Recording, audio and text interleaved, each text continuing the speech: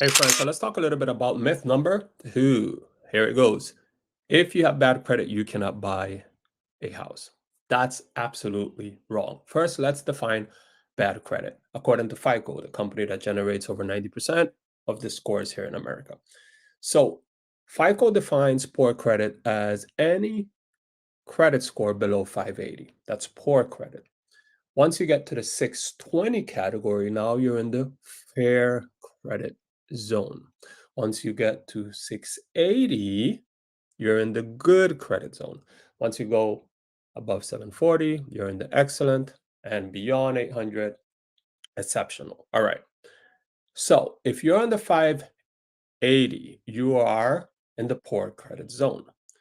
There are programs out there that allow homeowners, future homeowners, I should say, to qualify depending on other factors.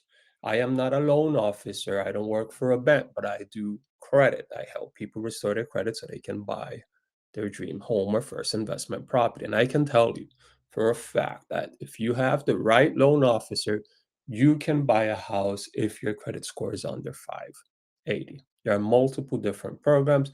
FHA has one. Sure, would you have to probably put down a little bit more? Sure. Would your interest rate vary? Yes, but it's possible.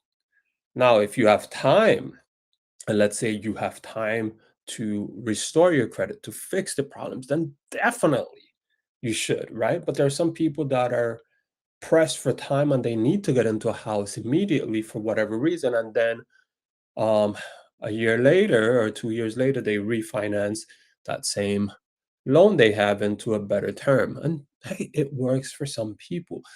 Not every single circumstance happens to be the same.